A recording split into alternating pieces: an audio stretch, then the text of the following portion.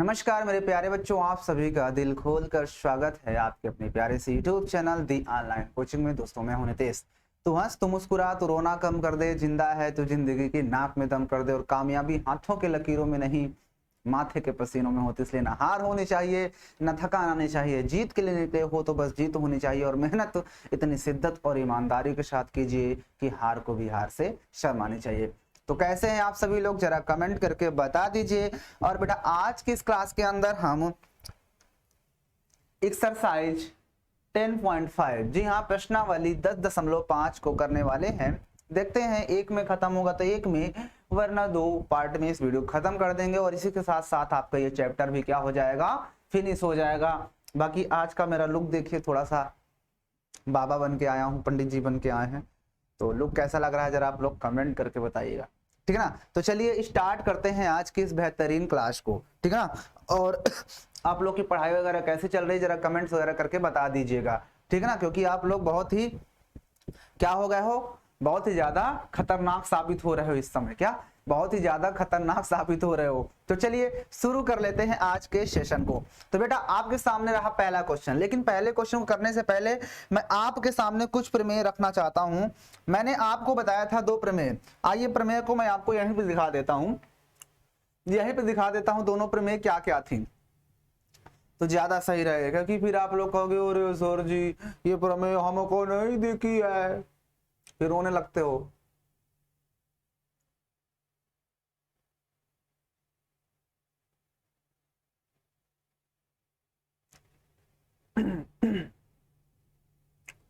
प्रमेय ये भी है एक, और कौन सी प्रमेय आएगी इसके, देख लेते हैं। जो जो प्रमेय होंगे सब कुछ बता देता हूं मैं आपको, ताकि ये ना रहे।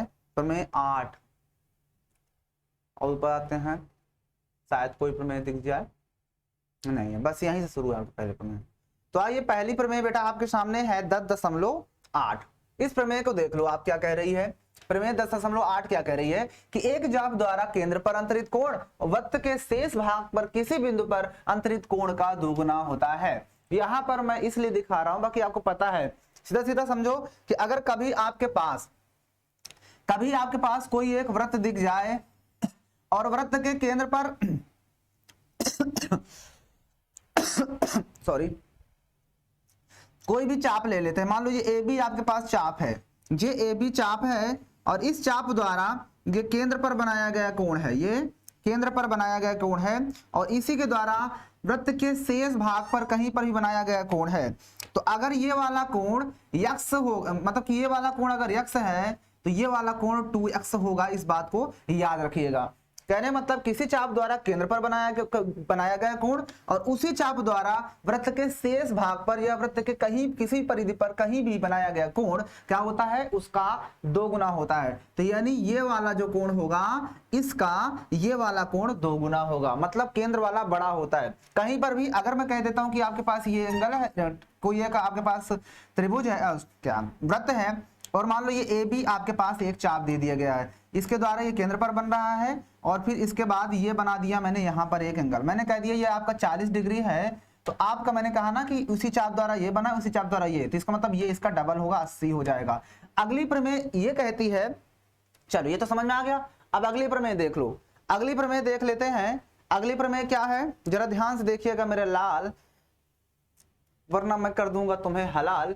कि एक ही वृत्तखंड के कोण बराबर होते, एक ही वृत्तखंड पर जो भी आप कोण बनाओगे वो हमेशा क्या होंगे, सब बराबर होंगे। बेटा कैसे, जरा ध्यान से देखना। एक ही वृत्तखंड पर मान लो कोई आपके पास ये वृत्त आपने बना लिया, और इस वृत्तखंड का ये सेंटर O है, और ये ए बी आप चाप के द्वारा आप ये एंगल बना दिए, ये ए बी चाप द्वारा एक एंगल बना है, और इसी ए बी चाप के द्वारा आप दूसरा एंगल बना दिए। तो याद रखना कि ये वाला एंगल और ये वाला एंगल आपस में बराबर होंगे। अगर आप कहीं और भी खींच रहे हो चाप सेम करते हुए तो ये सारे एंगल आपके इक्वल होंगे, इस बात को याद रखना, ठीक ना। तो अगर मैं कह दूं ये 40 डिग्री है तो ये भी आपका 40 डिग्री होगा, ये भी 40 होगा। और मैं पूछता ये मान लो केंद्र है तो ये कितना होता, तो उसी चाप द्वारा देखो केंद्र पर, उसी चाप द्वारा ये, तो 40 का डबल ये 80 हो जाता। बात क्लियर हो गया ना बेटा जी। ओके आइए आगे बढ़ते हैं। अगली प्रमेय क्या कहती है जरा उसको भी एक नजर मार लेते हैं। प्रमेय 10 ये कहती है 10.10 कि यदि दो बिंदुओं को मिलाने वाला रेखाखंड उसके अंतर्विष्ट करने वाली रेखा के एक ही ओर स्थित दो अन्य बिंदुओं पर समान कोण अंतरित करती है, तो चारों बिंदु क्या होते हैं, एक वृत्त पर स्थित होते हैं।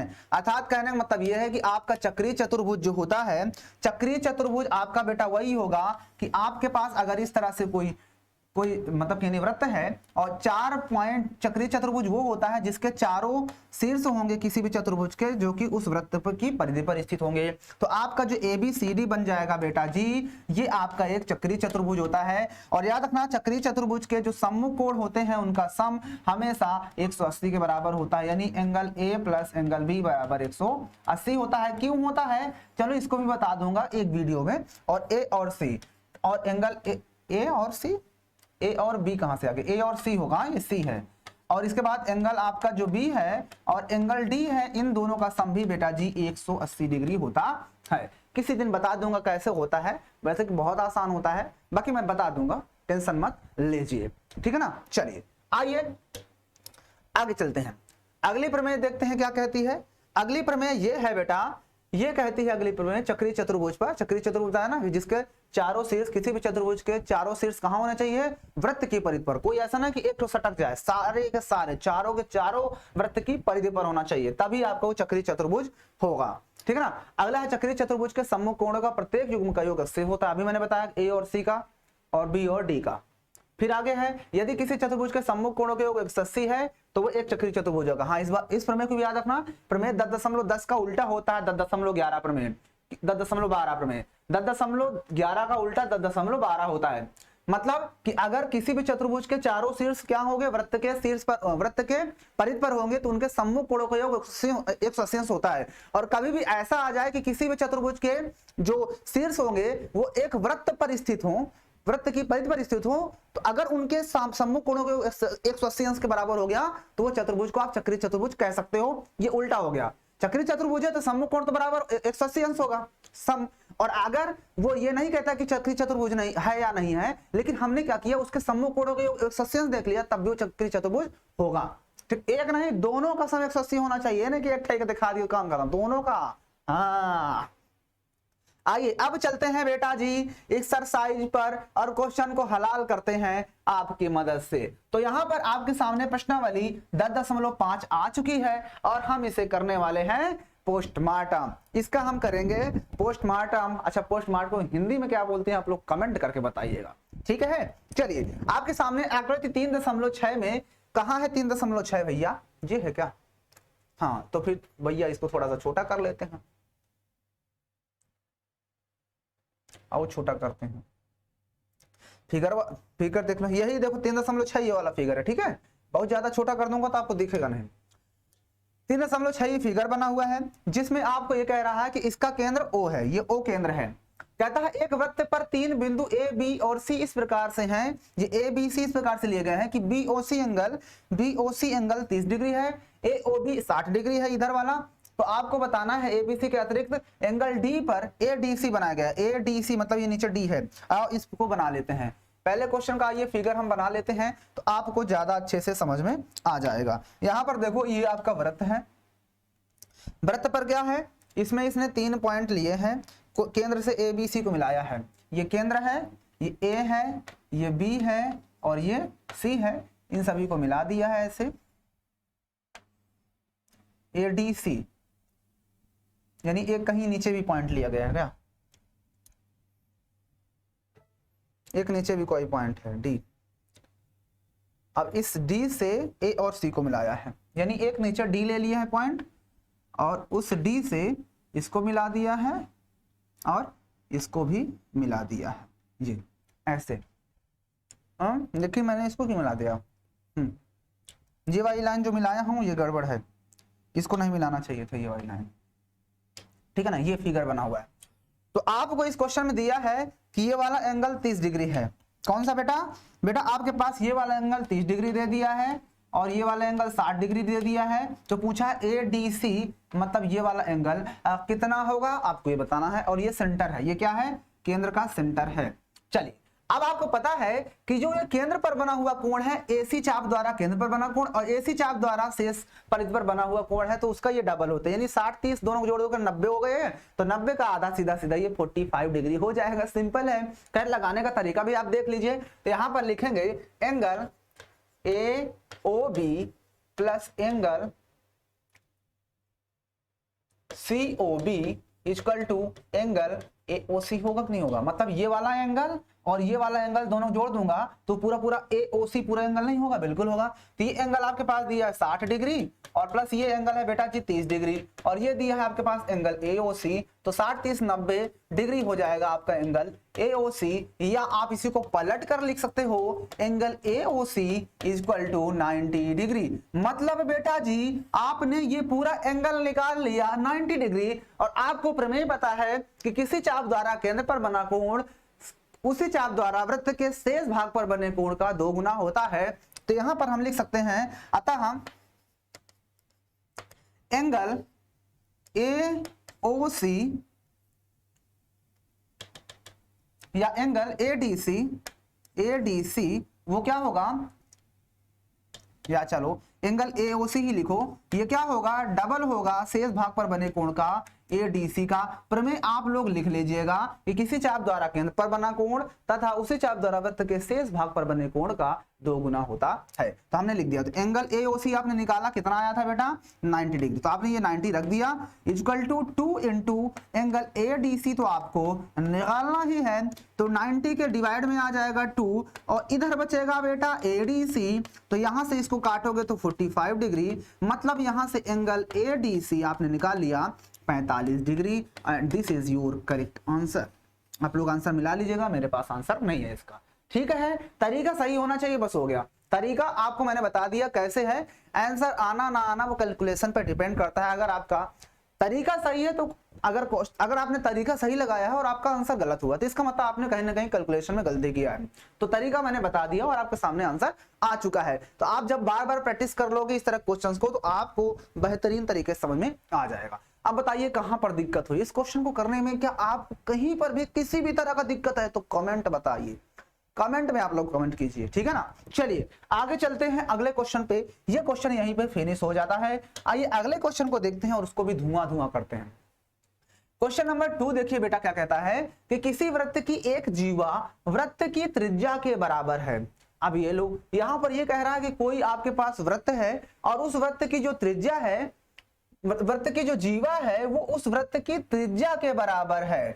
तो जीवा द्वारा लघु चाप के किसी बिंदु पर अंतरित कोण ज्ञात कीजिए। अच्छा यहाँ पर 2 वर्ड्स आ चुके हैं, एक आया है लघु चाप और एक आया दीर्घ चाप। तो दोनों को जरा जान लेते हैं कि लघु चाप और दीर्घ चाप होता क्या है। तो देखिए अगर आपके पास इस तरह से एक वृत्त है और वृत्त में आपने ये यहां से यहां तक, यहां से आपने ये यहां से यहां तक का आप एक वो खींच दिए और एक बाकी पार्ट आपका यहां से ये पूरा है, ये लो।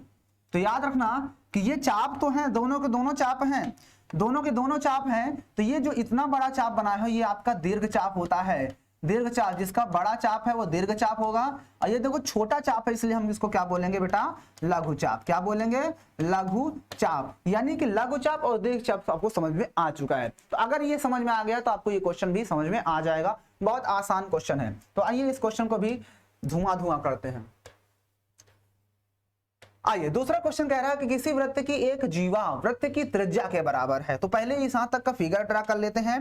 कोई वृत्त है, ये वृत्त हमने बना लिया, इसकी एक त्रिज्या, इसकी एक त्रिज्या, इसकी एक त्रिज्या है, मतलब इसकी एक जीवा। तो पहली बात तो इसका सेंटर भी बना लेते हैं, मान लो ये सेंटर है, हाँ, और इसकी जो त्रिज्या है मतलब जीवा है, ये मान लो हमने एक जीवा खींच दिया, तो जीवा लगनी भी चाहिए ना उसके बराबर, तो हमने एक जीवा खींच लिया ये, और ये जीवा जो है उसके त्रिज्याओं के बराबर है। ये त्रिज्या हो गई ना, ये भी त्रिज्या ही होगी, मैंने इन दोनों त्रिज्याओं को मिला दिया, ठीक है ना, उनकी त्रिज्या के बराबर है। मतलब ये आपकी त्रिज्या है, इसको ओ मान लेते हैं। मान लो ये आपकी जो जीवा है उसका नाम हमने ए भी दे दिया, ये भी त्रिज्या, ये भी त्रिज्या, त्रिज्या आपस में बराबर है। और उसने कहा था कि जीवा त्रिज्या के बराबर है, इसका मतलब कहने का तात्पर्य ये हुआ कि ये सारी की सारी आपस में बराबर हो गई, अर्थात ये एक समबाहु त्रिभुज हो गया जिसके सारे साइड्स बराबर होती है। वो क्या होता है समबाहु त्रिभुज होता है। समबाहु त्रिभुज की सभी कोण सभी भुजाएं बराबर होती है, अर्थात इसके सभी कोण 60-60 डिग्री के होंगे। क्यों? क्योंकि 180 डिग्री होता है तीनों का सम, और जब तीनों का सम, तीनों का योग 180 होता है तो जाहिर सी बात है बराबर बराबर बांटना है, तो 60-60 रुपया सबको मिलेगा। इस तरह समझ लो कि 60-60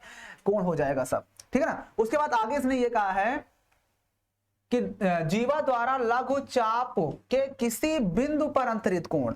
तो लघु चाप पर कोई बिंदु पर अंतरित कोण, तो लघु चाप ये मान लो नीचे लघुचाप, तो देखो इसका ए बी है तो इस ए बी के लिए यही तो लघुचाप हुआ नीचे, तो इस पर कहीं पर एक बिंदु है और वहां पर अंतरित किया गया है कोई कोण। तो मान लो यहाँ पर एक पॉइंट है और इस बिंदु पर एक अंतरित किया गया है एक, यहां पर अब मिला देते हैं इसको, तो ये लघुचाप पर एक अंतरित कोण आपको दिख रहा होगा, क्या नहीं दिख पा रहा। अब आपने लघुचाप पर एक कोण अंतरित कर दिया जो कि ये वाला है, इसको मैं कुछ नाम दे देता हूं, मान लो ये आपका डी एंगल है। क्या है बेटा, ये वाले एंगल को मैंने डी बोल दिया। बताओ यहां तक कोई दिक्कत हुआ क्या, क्या यहां तक कोई दिक्कत हुआ क्या, नहीं हुआ ना। ओके, फिर आगे उसने कहा है लघुचाप के किसी बिंदु पर अंतरित कोण ज्ञात कीजिए, अर्थात और फिर तथा जीवा के दीर्घचाप के किसी बिंदु पर भी अंतरित कोण को ज्ञात कीजिए। उसके बाद हमें यह बताना है कि दीर्घचाप पर भी कहीं पर एक पॉइंट स्थित है। तो चलो दीर्घचाप पर भी कोई पॉइंट एक ले लेते हैं, मान लो ये हमने पॉइंट ले लिया, अब ये पॉइंट ले लिया तो इसको मिलाना भी पड़ेगा, तो चलिए इसको मिला देते हैं, ये मिला देते हैं और फिर इधर इसको भी मिलाना पड़ेगा क्योंकि उसी चाप के द्वारा बात कर रहा है। ये लो आपके सामने रंगीन लाजवाब मैंने फिगर बना दिया है। अब इस क्वेश्चन को हमें क्या करना है, इस क्वेश्चन को इसकी औकात दिखाने की बात आ चुकी है, तो आइए इस क्वेश्चन को करते हैं। अब ध्यान समझना, क्वेश्चन जो कह रहा था मैं फिर से एक बार रिकैप कर देता हूं। तो क्वेश्चन ये कह रहा था एक आपके पास वृत्त है, वृत्त की जो जीवा है वो उसकी त्रिज्याओं के बराबर है। फिर उसने पूछा है कि उस जीवा के द्वारा लघुचाप पर जो अंतरित कोण है उसको बताना है कितना होगा, और साथ में ये भी बताना है कि दीर्घ चाप पर किसी पॉइंट पर स्थित कोई बिंदु है उसका भी आपको कोण बताना। मान लो ए बी डी ई, इसको ई मान लेते हैं, अर्थात आपको ये एंगल भी बताना है और ये एंगल भी बताना है। तो बहुत आसान है, आपको साफ साफ देखो ये एक प्रकार से चतुर्भुज कैसा दिख रहा है, चक्री नहीं दिख रहा है, ए डी बी ई एक चक्री चतुर्भुज दिख रहा है ना, है ना, दिख रहा है ना। तो आपको तो पता है ना कि अगर ये वाला कोण आपने निकाल लिया तो जितना ये होगा इसी चाप द्वारा केंद्र पर बना कोण है, ए बी द्वारा ई पर बना है कोण। इसका मतलब अगर ये कोण पता है तो उसका आधा ये वाला होगा ना, और जब ये पता हो गया तो ये वाला और ये वाला दोनों का सम कितना होता है 180 होता है। तो ये पता हो गया तो 180 घटा देंगे ये वाला तो ये वाला आ जाएगा। तो सिंपल है, पहले हम बात करते हैं एओबी की। एओबी को तो लिखेंगे त्रिभुज एओबी में एओ बराबर ओबी, यहां पर लिखेंगे त्रिज्या है, क्या है, त्रिज्याएं हैं। फिर उसके बाद तथा हमको ये भी दिया है कि जो उसकी त्रिज्याएं हैं, त्रिज्याएं जो है वो जीवा के बराबर है। तो यहां पर ये चीज आपके पास दिया है कि उसकी त्रिज्याएं जीवा के बराबर है, ठीक है। अतः हम ये कह सकते हैं कि त्रिभुज एओबी समबाहु त्रिभुज है। नहीं कह सकते क्या हम इसे एक समबाहु त्रिभुज नहीं कह सकते बेटा जी, बिल्कुल कह सकते हैं, समबाहु त्रिभुज है। अब बेटा जब ये समबाहु त्रिभुज हो गया छोटकवा तो इसके सारे एंगल 60 डिग्री के होते हैं, ये भी आपको पता होना चाहिए। लिख देना अतः समबाहु त्रिभुज के सभी कोण 60 अंश के होते हैं। कितने के, 60 अंश के होते हैं ना। अतः आपको ये भी पता है कि जब सारे एंगल इसके 60 डिग्री के होंगे तो ये वाला एंगल हमें जरूरत नहीं, ना तो इसकी जरूरत है, हमें ये वाला चाहिए। तो हम एंगल एओबी को, अतः एंगल एओबी एंगल जो है, जो आपके पास एंगल एओबी है, एओबी, क्या इस एंगल को आप 60 अंश कह सकते हो, बिल्कुल कह सकते हैं हम इसे 60 डिग्री। तो ये एंगल आपका 60 डिग्री हो गया। जब ये एंगल आपका 60 डिग्री हो चुका है तो आपको पता है, अतः यह भी लिख सकते हो, अतः एंगल जो एओबी होगा, एओबी ये क्या होगा, 2 गुना होगा एंगल एईबी का। ये एंगल इस एंगल का 2 गुना नहीं होगा, बिल्कुल होगा, क्योंकि इसी सेम चाप द्वारा अंतरित कोण, यहाँ पे लिख देंगे समान चाप द्वारा अंतरित कोण, या लिख लेना पूरा लिखना पड़ेगा, पूरा लिख लेना कि किसी चाप द्वारा केंद्र पर, उसी चाप द्वारा वृत्त के शेष भाग पर अंतरित कोण का 2 गुना होता है। तो यहां से आपका जो एंगल एओबी दिया वो 60 डिग्री दिया था, और ये हो जाएगा 2 एंगल एईबी। अब ये 2 डिवाइड में आएगा तो 60 अंश डिवाइडेड बाई 2 बराबर कितना हो जाएगा, एंगल एईबी। तो यहां पर 2 से काट दोगे 30 डिग्री आ जाएगा, अर्थात आपके पास एंगल एईबी जो था वो आ गया है 30 डिग्री। कितना हो गया, 30 डिग्री। अब बताओ क्या ये 30 डिग्री नहीं आ गया, मतलब ये वाला आपने एंगल निकाल लिया है 30 डिग्री। ये एंगल आपने 30 डिग्री निकाल लिया है, ठीक है ना। तो उसने पूछा था ना कि दीर्घ, तो ये दूसरा वाला पार्ट का आंसर आया है, दूसरा पार्ट का पूछा था ना दीर्घ चाप द्वारा, तो ये वाले का आंसर आया है आपका 30 डिग्री। अब हमें बताना है कि लघु चाप पर, तो यहाँ पर लघु वाला बताना है, ठीक ना। तब यहाँ पर लिखेंगे त्रिभुज, लिखेंगे चतुर्भुज ए डी, हाँ ए डी बी ई, चक्री चतुर्भुज है, चक्री चतुर्भुज है, चक्री चतुर्भुज है। अतः आप ये कह सकते हो कि इसके सम्मुख कोण यानी एंगल डी और एंगल ई का सम 180 डिग्री होगा। अब देखो एंगल डी तो हमें निकालना ही है, एंगल डी रहने दो, और प्लस एंगल ई आपने निकाला है 30 डिग्री रख दो, और बराबर 180 डिग्री। एंगल डी को आप क्या लिख सकते हो, ए डी बी, तो एंगल ए डी बी लिख दो। कोई दिक्कत है भाई, डी को हम ए डी बी नहीं लिख सकते हैं, बिल्कुल नहीं लिखोगे तब भी सही है। इक्वल टू 180 डिग्री और माइनस का 30 डिग्री, मतलब आ जाएगा 150 डिग्री। आपने एंगल ए डी बी निकाल लिया, ए डी बी निकाल लिया, कितना आ गया आपका A D B, A D B आपका आ गया है 50 डिग्री। कितना आ गया 50 डिग्री। और इस प्रश्न में आपको यही दोनों एंगल निकालने थे, एक ये आगे एक ये, तो लिख देना। अतः लघु चाप पर अंतरित कोण बराबर 30 डिग्री तथा दीर्घ चाप नहीं, लघु चाप पर अंतरित कोण 150 डिग्री तथा दीर्घ पर अंतरित कोण 30 डिग्री। ठीक है, हो गया आपका ये आंसर। बताइए कोई दिक्कत? नो दिक्कत। आइए अगला क्वेश्चन देख लेते हैं। आइए थर्ड क्वेश्चन पे चलते हैं, थर्ड देखते हैं क्या कह रहा है। थर्ड है आपके पास ये फिगर बना हुआ है इसका, जिसमें आपको बताना है आकृति 10.37 में पी क्यू आर ये वाला 110 डिग्री दिया है। आइए इस फिगर को भी बना लेते हैं।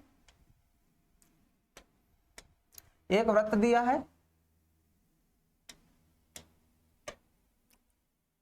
इस वृत्त पर केंद्र O है, इसका केंद्र O है, और एक यहां पर केंद्र से ऊपर एक लाइन खींची गई, केंद्र से ऊपर एक लाइन यहां से खींची गई है, और इनको मिला दिया गया है, और इनको भी आपस में यहां पर कोई पॉइंट है उससे मिला दिया गया है। ठीक है, ये आपका O है, ये आपका P है, Q R, P Q R, ये एंगल आपका 100 है, 100 डिग्री दे दिया है। ठीक है ना, ये आपका 100 डिग्री दिया हुआ है।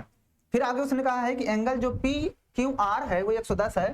पी क्यू आर केंद्र O पर बने एक वृत्त पर स्थित बिंदु है, एक वृत्त पर स्थित बिंदु है P O R, P Q R तथा केंद्र O वाले वृत्त पर स्थित बिंदु है, अर्थात ये O वाले बिंदु पर स्थित पी क्यू आर बिंदु है। ठीक है ना, इस वृत्त पर स्थित है। तो ओ पी आर आपको बताना कितना होगा। ओ पी आर की बात करते हैं तो कौन सा एंगल होगा, ओ पी आर, अर्थात ये वाला आपका एंगल बताना है। बहुत आसान क्वेश्चन है ये, तो इसे बहुत आसान क्वेश्चन है, इसको बड़े आसानी से आप कर सकते हो। आपको तो ये पता है ना कि ये कितना है, ये वाला कितना है 100 है। अब आपको पता है कि आप इसमें थोड़ा सा क्या कर सकते हो, रचना करना पड़ेगा। आपको यहां पर रचना लिखना पड़ेगा, रचना में ये लिखोगे दीर्घ चाप पर कोई बिंदु, क्या बिंदु ले लें, पी क्यू आर एस लिया तथा पी एस व आर एस को मिलाया, मतलब नहीं समझ आया। मतलब हमने क्या किया कि इस बड़े वाला जो दीर्घ चाप दिख रहा है इस पर मैंने एक पॉइंट कहीं पर भी एक ले लिया, मान लो यहां पर एक पॉइंट ले लिया। उसके बाद मैंने क्या किया, इस पॉइंट को यहां से और इस पॉइंट को भी यहां से मिलाया। मतलब जो मैंने पॉइंट लिया उस पॉइंट का नाम क्या मैंने रखा, एस, ये एस पॉइंट है, और इसको मैंने यहां से मिलाया, इसको यहां से मिलाया। अब आपको साफ साफ पता है, क्या पता है कि ये पी क्यू आर एस एक क्या है, चक्रीय चतुर्भुज है। तो लिखेंगे पी क्यू आर एस एक क्या है, चक्रीय चतुर्भुज है, चक्रीय चतुर्भुज है। आप लोग यहाँ पे हल वगैरह डाल दिया करो, हाँ चक्रीय चतुर्भुज है। तो ये पी क्यू आर एस चक्रीय चतुर्भुज है क्योंकि इसके सारे शीर्ष क्या है, वृत्त के परिधि पर है। तो एंगल क्यू और एस का सम कितना होगा, अतः आप ये लिख सकते हो कि जो एंगल आपका एस है और एंगल क्यू है, इन दोनों का सम 180 डिग्री होगा, बिल्कुल होगा। तो angle S plus angle Q आपको दिया है 100 डिग्री बराबर 180 डिग्री। तो यहां से आप एंगल एस निकाल सकते हो 180 डिग्री और माइनस 100 डिग्री। तो यहां से आपने एंगल एस निकाल लिया 80 डिग्री, मतलब यहां से एस आपके पास आ गया 80 डिग्री। ऐसा क्यों किया अभी आपको पता चल जाएगा। 80 इसलिए निकाला क्योंकि अब देखो पी क्यू के द्वारा पी आर के द्वारा ये वृत्त पर बना कोण और उसी द्वारा केंद्र पर बना कोण। तो ये 80 है तो इसका ये वाला क्या होगा, डबल ना होगा, बिल्कुल डबल होगा। तो यहाँ पर लिखेंगे अतः, यहाँ पर लिखेंगे अतः जो आपका एंगल पी ओ आर है वो क्या होगा, डबल होगा इस एंगल पी एस आर का, क्योंकि प्रमेय से। आप यहाँ सीधा सीधा लिख दो प्रमेय से। अगर आपको नहीं समझ आ रहा सीधा सीधा देख सकते हो प्रमेय से। प्रमेय से आप टीचर वह समझेगा कहां पे कौन से प्रमेय लगे। वृत्त के केंद्र पर अंतरित कोण उसी द्वारा वृत्त के शेष भाग पर अंतरित कोण का 2 गुना होता है। तो ये वाला कोण इसका 2 गुना होगा। तो जाहिर सी बात है, तो एंगल आपका जो पी ओ आर होगा वो 2 इंटू पी एस आर अभी आपने निकाला था, तो पी एस आर मतलब ऐसे ही तो है, इसका मतलब 80 डिग्री रख दो यहाँ पर। तो कितना हो जाएगा, एंगल जो पी ओ आर है ये हो जाएगा 80 दुना 160 डिग्री। कितना हो जाएगा 160। तो आपने इस एंगल को तो निकाल लिया 160 डिग्री, तो हमें तो ये चाहिए नहीं। अब आप छोटा वाला त्रिभुज देखो बेटा जी, छोटा वाला जो त्रिभुज है उसमें क्या लोचा है, उस लोचा पे पोंछा मारने के लिए आपको आना ही पड़ेगा। इस ये त्रिभुज को देखिए ध्यान से इस त्रिभुज को देखिए, आपको इसमें कुछ देखने को मिल रहा होगा। क्या देखने को मिल रहा है बेटा, कि जो OP है और OR है ये त्रिज्याएं हैं, और एक त्रिभुज की जब 2 भुजाएं बराबर होती तो उसका हम द्विबाहु त्रिभुज होता है। और अगर किसी त्रिभुज की 2 भुजाएं बराबर होती हैं तो उनके सामने के कोण भी बराबर होते हैं। इसका मतलब ये हुआ बेटा कि ये वाला कोण और ये वाला कोण, क्योंकि इस भुजा के सामने ये वाला कोण, इस भुजा के सामने ये वाला कोण, तो इसमें जो P वाला कोण है वो R वाले कोण के बराबर हो जाएगा। जब ये दोनों कोण बराबर हो गए, ये 160 अलग से निकाल लिया और तीनों का सम 180 अंश होता है, तो 180 60 तो यही चला गया लेके, तो बचा 20, और 20 में दोनों को बेचारे के बराबर बराबर देना, 10 हो जाएगा। सिंपल है, आइए कर देते हैं। तो यहाँ पर लिखेंगे, अब यहाँ पर किधर कर दें, यहाँ पर कर दूं, यहाँ पर लिखेंगे त्रिभुज पी ओ आर में लिखेंगे PO बराबर OR। क्यों, क्योंकि ये त्रिज्याएं है, क्या है, त्रिज्याएं हैं, इसलिए। अतः त्रिभुज आपका जो POR है ये क्या है, समद्विबाहु त्रिभुज है, समद्विबाहु त्रिभुज है। अतः यहां पर लिखेंगे अतः PO बराबर OR। दिस इंप्लाइज दैट, हम ये कह सकते हैं कि जब 2 कोण भुजाएं बराबर होते हैं उनके सामने कोण भी बराबर होते हैं, तो PO के सामने कोण ये वाला यानी PRO, एंगल PRO ये भी बराबर होगा OR के सामने कोण ये यानी कि RPO, एंगल RPO, ये दोनों एंगल। इसको आप क्वेश्चन मान लो फर्स्ट, जरूरत पड़ेगी। अब आप लिखेंगे, अब यहां पर आप ध्यान से देखना कि अतः अब लिखेंगे त्रिभुज, फिर से त्रिभुज POR में एंगल POR और प्लस एंगल ORP या PRP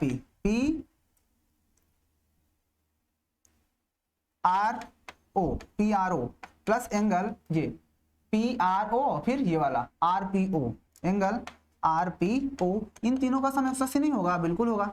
अब ध्यान समझो कि जो एंगल POR है, POR 160 डिग्री दिया तो रख दो 160 डिग्री, और प्लस एंगल PRO ये तो बराबर ही है दोनों, तो इसके जगह पे भी PRO रख सकता हूं क्योंकि ये दोनों एंगल बराबर है ना। यहां से देखो ना, तो यहाँ पर मैंने PRO रख दिया बराबर 180 डिग्री। तो यहां से ये PRO मतलब कितने PRO, तो 2 एंगल PRO, तो ये बराबर हो जाएगा 180 डिग्री माइनस 160 डिग्री।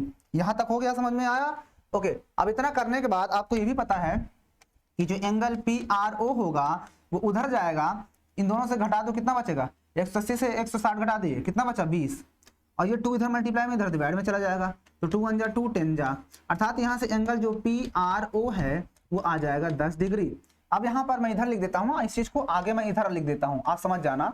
अब यहाँ लिखेंगे समीकरण 1 से, लिखेंगे समीकरण 1 से क्या था कि जो एंगल क्या था P R O, angle P R O ये बराबर था एंगल, देखो ना पी आर ओ किसके बराबर था, R P O, R P O. तो देखो यहाँ पर पी आर ओ बराबर, इस दोनों बराबर थे, इसलिए हमारा जो एंगल पी आर ओ कितना आया था, P R O 10 degree, 10 degree बराबर एंगल आर पी ओ। अतः हम ये कह सकते हैं, अतः एंगल आर पी ओ बराबर भी 10 डिग्री होगा। और उसने पूछा कौन सा एंगल था, ओ पी आर पूछा था, ओ पी आर। तो इसे को पलट के भी लिख सकते हो या पलट दो तो एंगल ओ पी आर लिख दो, कोई दिक्कत है क्या भाई, पी तो बीच में ही आ रहा है ना बराबर 10 डिग्री। तो जो इस प्रश्न में आंसर पूछा था बेटा वो यही वाला पूछा था। तो ये एंगल आपका कितना हो जाएगा, इतना है, ठीक है ना, ये हो जाएगा आपके इस प्रश्न का आंसर। बताइए आपको ये प्रश्न में कहीं पर क्या दिक्कत हुआ क्या किसी तरह का, मुझे तो नहीं लगता कि भैया आपको ये प्रश्न में कहीं पर दिक्कत हुआ होगा। क्या दिक्कत हुआ कहीं पर, अगर कहीं पर भी किसी तरह का दिक्कत हुआ है तो आप मुझे बता सकते हो, ठीक है ना। देखो फिर से एक बार देख लो, क्वेश्चन में हमने क्या किया था, इस क्वेश्चन को करने के लिए हमने यहाँ पर एक पॉइंट लिया, इसको मिला दिया, इसको मिला दिया। ऐसा किस लिए किया, क्योंकि हमें पता है ये 100 है। अब 100 से ये वाला तो आ नहीं सकता, या तो अगर थोड़ा सा दिमाग है तो आप ये लगा सकते हो कि अगर ये 100 है तो इधर वाला एंगल जो होगा वो कितना होगा, इधर वाला जो एंगल होता है इधर वाला 200। अब 200 अब पूरा होता है 360, तो 360 से भाई ये अगर 100 है तो इधर वाला आप निकाल सकते हो इससे, इधर वाला 200।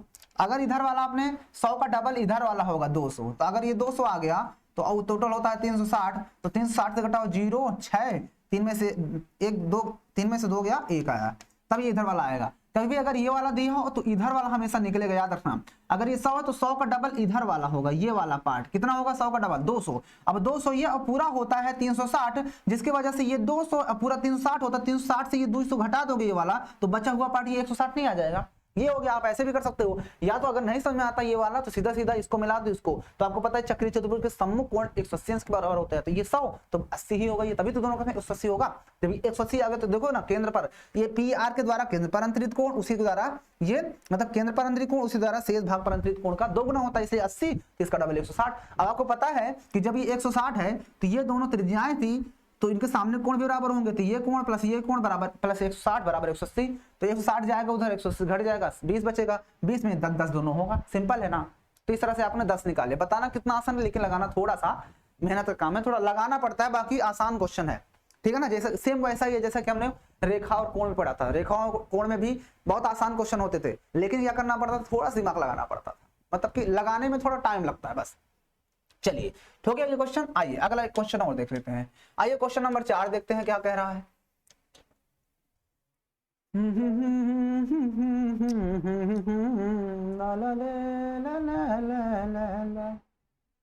देखिए क्वेश्चन नंबर 4 क्या कह रहा है। आपके पास एक आकृति बनी हुई है, जैसा कि आप इस आकृति को देख सकते हो।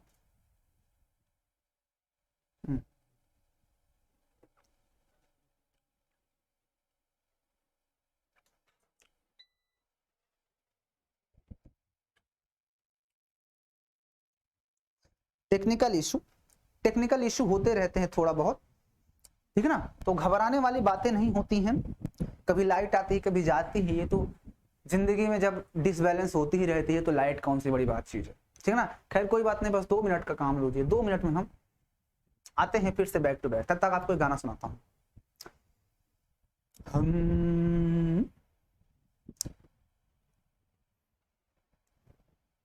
कौन सा सुनाऊं,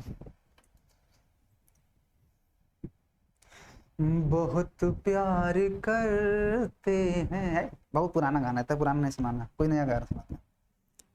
अच्छा आइए आपको मैं सुनाता हूँ एक रैप सॉन्ग। कौन सा सुनोगे बताओ, हनी सिंह का, हनी सिंह को सुनाते हैं। किसको सुनोगे, जब गाना सुनाने की बात आती तो गाना नहीं याद आता, सच बता रहा हूँ। चलो अभी सुनाऊंगा, अभी सुनाओ, टेंशन मत, सुनाऊंगा पक्का सुनाऊंगा। हाँ सुनाता हूँ। यारों मैं सुनाऊं तुमको मेरी कहानी, एक लड़का अनजाना एक लड़की, अनजानी है ये कॉलेज की बात, कॉमर्स का लड़का और साइंस की वो लड़की की पहली नजर में एक आग से बढ़ती थी देख, एक आग से बढ़ती थी लड़के को देख, वो लड़का हैरान, कुछ समझ न आया, हो गया वो परेशान। बस बहुत है इतना। चलिए आगे। बहुत सुनाती है ना, तो उतना एक बार में बोल दिया मेरा गला दर्द करने लगा। उनको तो पढ़ने आया है, गाना दे भाई कि तमाचा खींच दे, तमाचा खींच दे, तमाचा खींच।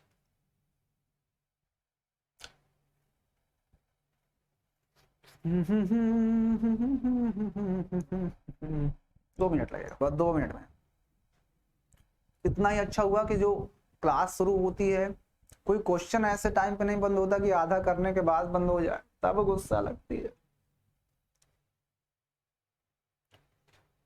हालांकि ऐसा बहुत सी सिचुएशन कम होता है जब क्वेश्चन शुरू होने वाला होता है या कोई खत्म हो जाता है पूरी अच्छे तरह से, तभी क्वेश्चन आता है। आइए ये देखिए क्वेश्चन आपके सामने है, ये यही क्वेश्चन करना था। देखिए क्वेश्चन नंबर 4 देखिए,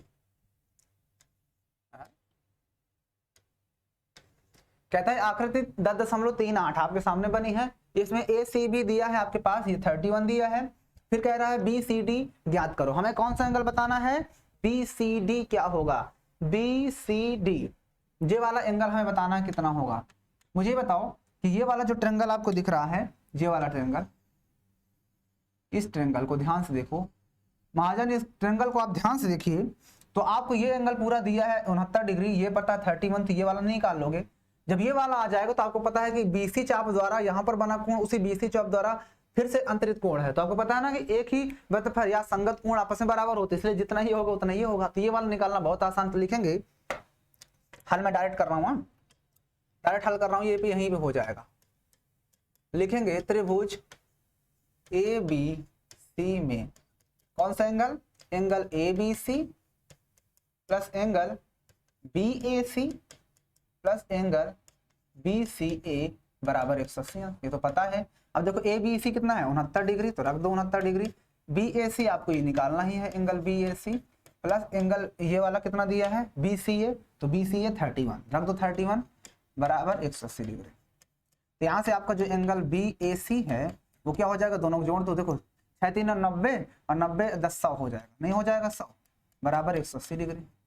अरे भाई दोनों जोड़ दो, 9 1 10 36 9 1 10, तो एंगल आपका जो बी ए सी होगा बेटा वो हो जाएगा 180 डिग्री माइनस 100, घटा दोगे तो आपके पास एंगल बी ए सी बराबर क्या होगा 80 डिग्री।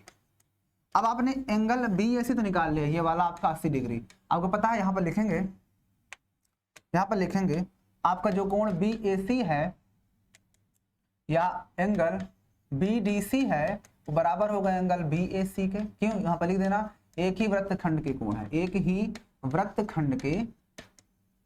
वृत्तखंड के कोण बराबर होते हैं। क्या होते हैं? कोण बराबर होते हैं, नहीं होते बराबर, बिल्कुल होते हैं, बराबर होते हैं, इसलिए हम नीचे लिख दिया। तो एंगल बी डी सी आपको पता हो गया, तो आप यहां से ये कह सकते हो कि एंगल जो बी डी सी है वो बराबर हो जाएगा, बी ए सी कितना निकाले थे 80 डिग्री। इसका मतलब कि आपका ये वाला जो एंगल है वो भी कितना हो जाएगा 80 डिग्री हो जाएगा। अब बताओ कहां पर ये क्वेश्चन आपको समझ में नहीं आया?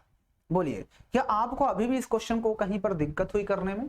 मेरे हिसाब से तो आपको किसी भी तरह का कोई भी दिक्कत नहीं होना चाहिए इस क्वेश्चन में, बिल्कुल आसान था। अगर आपके पास और भी कोई एंगल बना हुआ होता बेटा, मान लो ये एंगल भी ऐसे बना देता, तब भी कोण क्या होता आपका 80 ही होता। लेकिन याद रखना अर्धवृत्त पर बना कोण, अगर मान लो कभी भी ऐसा हो जाए सेंटर से लाइन खींच दी जाए तो अब कहीं पर भी बनेगा कोण, ये चाहिए चाहिए चाहिए, ये सब हमेशा 90 डिग्री होंगे, इस बात का। अगर ये रेखा जो है व्यास से होकर जा रही, मतलब व्यास है, ये व्यास नहीं है क्योंकि इसने सेंटर नहीं कहा, सेंटर कहा होता तब माना जाता, सेंटर नहीं कह रहा तो हम उसको अपने सही सेंटर मान सकते हैं।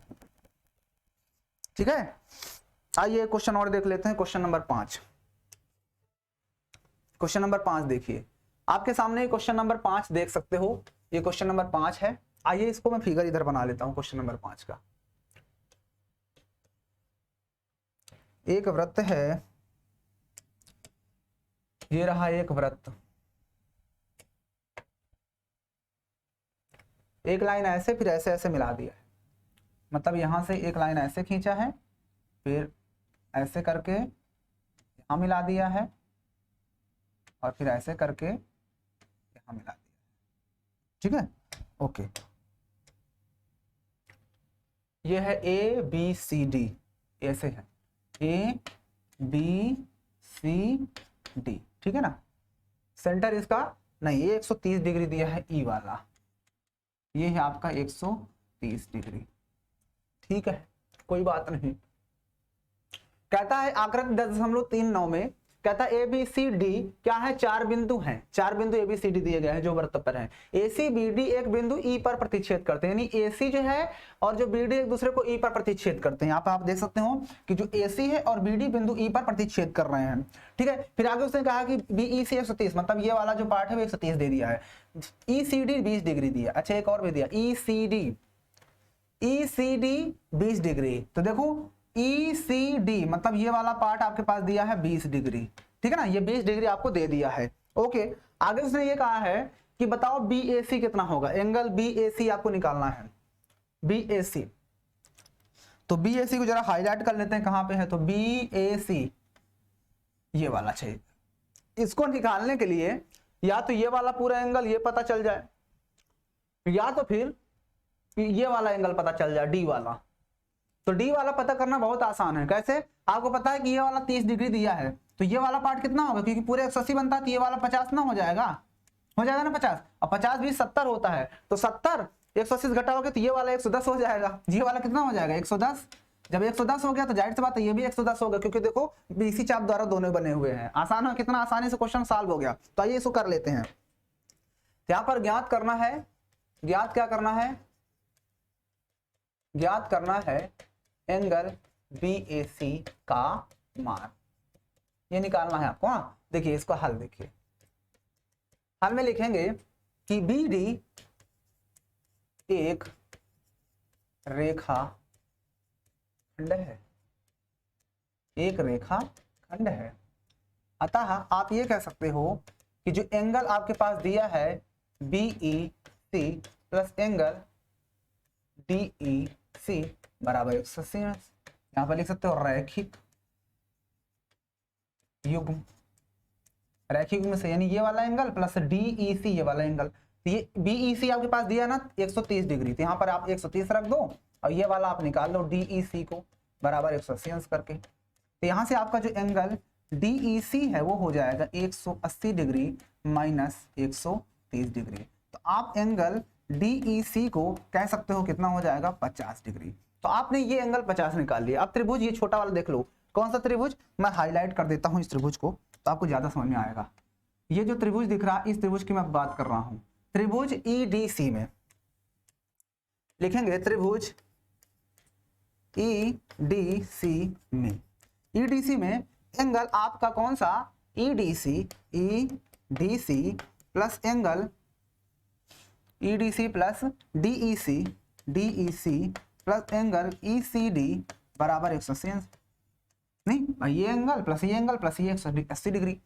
EDC पता है, EDC कितना है, EDC हमें निकालना है। तो एंगल EDC रहने दो और प्लस ये वाला एंगल आप कितना लिख सकते हो, ये DEC को। तो आप ध्यान से देखो DEC मतलब ये 50 डिग्री, वैसे भी आपने यहाँ पर निकाला था 50 डिग्री, तो हमने 50 रख दिया, और प्लस ECD हमारे पास 20 डिग्री दिया था तो हमने 20 रख दिया, कोई दिक्कत, बराबर 180 डिग्री। तो ये दोनों को 50 20 70, तो एंगल EDC प्लस 50 20 70 डिग्री बराबर आपका 180 डिग्री हो जाएगा। अब बताओ EDC को, जो EDC है EDC को मैं अगर BDC बोल दूंगा कोई दिक्कत है क्या भाई, E पर ही तो D स्थित है, तो BDC का हो चाहे EDC, एंगल तो चेंज नहीं होगा, मैं BDC बोल देता हूं। तो इसको मैं लिख सकता हूं BDC बराबर, ये को उधर भेज दो तो 180 माइनस 70 डिग्री। अब इसके आगे प्रोसेस इधर कर देता हूं, तो एंगल आपका जो BDC है वो बराबर हो जाएगा किस एंगल के, 80 घटा दो 180 70 तो कितना बचेगा 110 डिग्री। इसको आप इक्वेशन नंबर फर्स्ट डालो, ये वाला आपका एंगल 110 आ गया। अब यहाँ पे लिखेंगे कि एंगल जो BAC है, BAC बराबर होगा आपका एंगल BDC के। यहाँ पर लिख देंगे एक ही वृत्तखंड के कोण बराबर होते हैं, एक ही वृत्तखंड के कोण, एक ही वृत्तखंड के कोण बराबर होते हैं, क्या होते हैं, बराबर होते, इसलिए। अब देखो एंगल BAC आपके पास कितना दिया है, इसको निकालना ही है, तो एंगल BAC रहने दो और ये BDC को कितना लिख सकते हैं 110 डिग्री, यहाँ पर लिख दो, ठीक है। यहाँ पर लिख दो समीकरण 1 से, समीकरण 1 से। अब यही चीज हमें निकालना ही था, और इस प्रश्न में हमें क्या करना था, यही चीज तो बताना ही था। आंसर हो गया आपका। अब बताइए बेटा आपको कहां पर समझ में नहीं आया। मुझे उम्मीद है कि आपको 5 क्वेश्चन बहुत ही लाजवाब तरीके से समझ में आए होंगे। नहीं समझ में आया तो आप वीडियो को एक बार फिर से बैक करके पूरा देखिएगा, जरूर समझ में आ जाएगा। तो आज की इस क्लास को करेंगे यहीं पे फिनिश। मिलेंगे आपसे जल्दी इसके सेकंड पार्ट के साथ। तो थोड़ा सा पढ़ाई वगैरह कीजिए, मेहनत कीजिए लाजवाब तरीके से, तभी आपको चीजें आएंगी। मैं अपनी तरफ से पूरी कोशिश करता हूं कि 100% आपको दूं, ठीक ना। अब आप ही 100% नहीं लेना चाहते हो, इसलिए मुझे बार बार उसे 100% को लॉन्च करना पड़ता है आपके सामने। जब मैं हर बार उस 100% को आपके सामने लॉन्च करता हूं, तब जाके आपका 3-4 बार में उसको 95% आप पकड़ पाते हो, फिर भी 5% छूट जाता है। खैर कोई बात नहीं, 95% भी पकड़ो, मैं तो चाहता हूं 100% पकड़ो। एक एक पॉइंट को मैं समझाता हूं, इसलिए वीडियो को बिल्कुल भी स्किप मत किया करो मेरे दोस्त। अगर आप एक एक पॉइंट को आप देख लोगे तो कल को आपके एग्जाम में आप गर्दा गर्दे उड़ाओगे। इसलिए तनिक भी इधर उधर, जब भी आप कोई चीज सीखते हैं ना तो इसकी बिल्कुल मत करो, इसकी बिल्कुल मत करो। जब कोई चीज सीखी जाती है, नहीं अरे ये तो मुझे आता है, पता लगा आपने जो स्किप कर दिया वहीं पर मैंने कोई 2-4 शब्द अच्छे बोल दिए हूं। इसलिए बात को बड़े ध्यान से सुनना चाहिए, ठीक है ना। जब भी कोई चीज सीखना है, अगर आपको मैथ सच में सीखने आए हो मेरे से, तो आपको एक एक पॉइंट देखना पड़ेगा, ठीक है ना। तो बस आज की वीडियो को यहीं पे करेंगे फिनिश। मिलेंगे आपसे जल्दी नए वीडियो के साथ, इसके सेकंड पार्ट के साथ। तब तक के लिए जय हिंद।